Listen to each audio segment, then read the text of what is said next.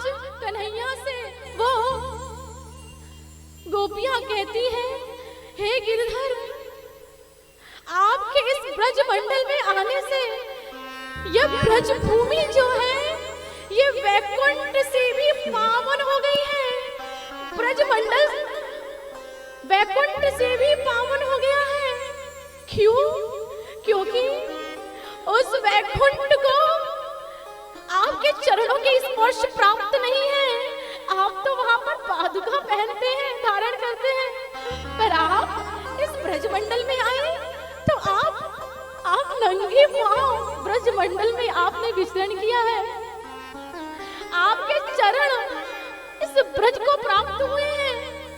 इसलिए हे गिरधर, ये ब्रजमंडल वैकुंठ से भी दिव्य है, वैकुंठ धाम से भी पावन है। आपके यहाँ आने से ये ब्रजमंडल, इसकी ख्याति चारों ओर व्याप्त हो गई है भगवान। आपके आने से साक्षात महालक्ष्मी यहाँ विराजित है। ब्रजमंडल में सुख समृद्धि चारों ओर छाई हुई है, चारों ओर आनंद ही आनंद छाया है। प्रभु भगवान, आप अवतार लेकर आए, आपने हमें हर आनंद प्रदान किया, आपने हमारी हर एक इच्छा को पूर्ण किया। प्रभु आपने हमें हर संकट से आपने हमें उबारा, हर परिस्थिति में आपने हमारी रक्षा करी। मगर प्रभु आज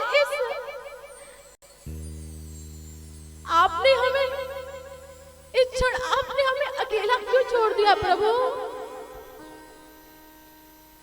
अगर आपको हमें ऐसे ही कष्ट देना था तो हमें क्यों हमारे उस संकट के घड़ी में आपने हमारी रक्षा करी? अगर आपको ऐसे ही हमारा साथ छोड़ना था तो फिर आपने हमें वो प्रेम, वो आनंद दिया ही क्यों? आपने हमारे चित्त को चुराया ही क्यों? प्रभु अब इस प्रकार आप हमारा चित्त चुराकर और आप हमसे दूर हो गए। प्रभु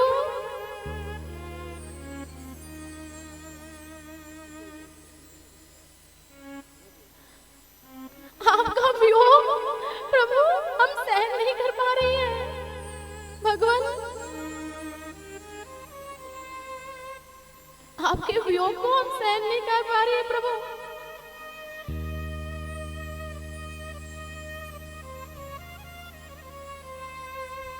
जब इस प्रकार गोपियां विहल होकर पुकारने लगी, हे प्रभु, हे प्रभु, श्री कृष्ण, श्री कृष्ण, श्री कृष्ण। प्रभु आप के वियोग को हम सहन नहीं कर पाएंगे, हम सहन नहीं कर पाएंगे। प्रभु आप ही हमारे सब कुछ है, सर्वस्व आप ही है। जब इस प्रकार करुण पुकार सुनी गोपियों की कन्हैया ने, आज जो इनके हृदय में जो अभिमान था वो अभिमान दूर हो गया, कि इन्हें अपनी सुंदरता का अभिमान हो गया था। मगर आज प्रभु उनसे दूर हुए तो वो अभिमान जो मद आ गया था, वो अभिमान उनके हृदय से दूर हुआ। इसलिए हमारे प्रभु उनके अभिमान को दूर करने के लिए ही प्रभु उनसे दूर हुए।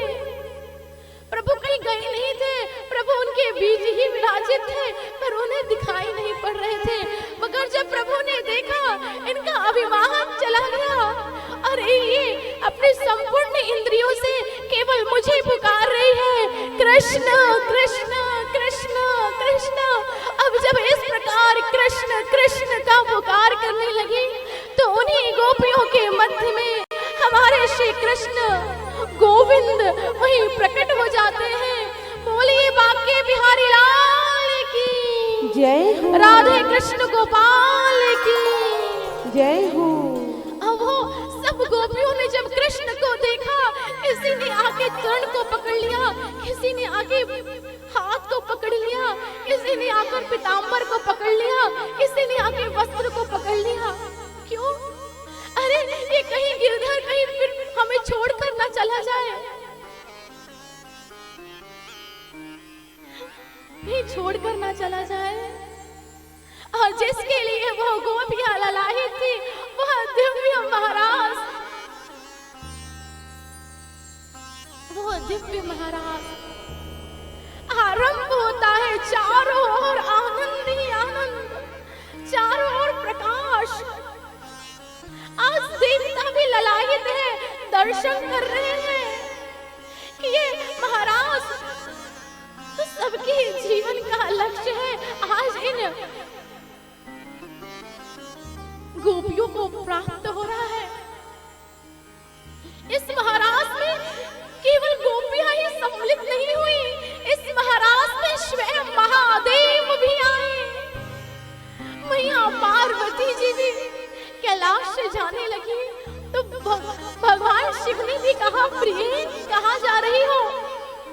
भोले बाबा ने कहा, भोले बाबा से पार्वती जी ने कहा कि हम तो ब्रज में जा रही हैं। कहा ब्रज में क्यों जा रही हो? कहा गोपाल जी महाराज रचाएंगे इसलिए जा रही है। गोपाल जी महाराज रचाएंगे।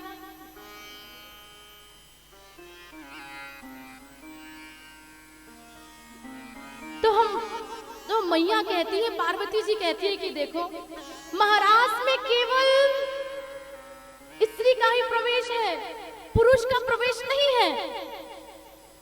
तो भोले बाबा कहते हैं, पार्वती जी तो इसमें कौन सी बड़ी बात है? अरे हमें आप स्त्री बना दो, साड़ी पहना दो, सुंदर सजा दो,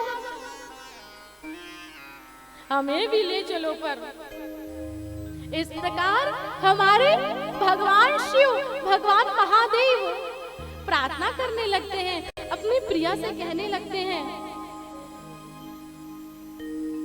अपने प्रिय से कहने लगते हैं कि हमें भी ले चलो महाराज में, हमें भी ले चलो महाराज में।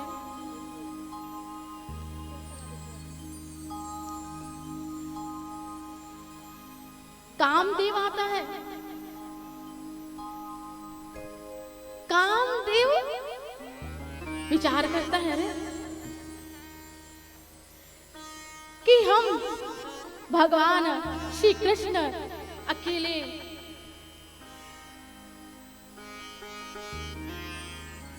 इनके हृदय में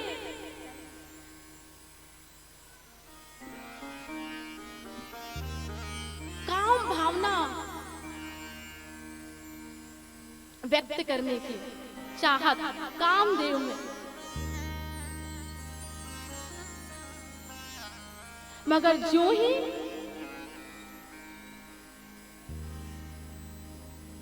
कामदेव ने देखा कि अकेले पुरुष में भगवान श्री कृष्ण और इतनी गोपियां, मगर जो ही कामदेव ने भगवान श्री कृष्ण का दर्शन किया, उनकी छटा का दर्शन किया, स्वयं कामदेव ही मूर्छित हो गया।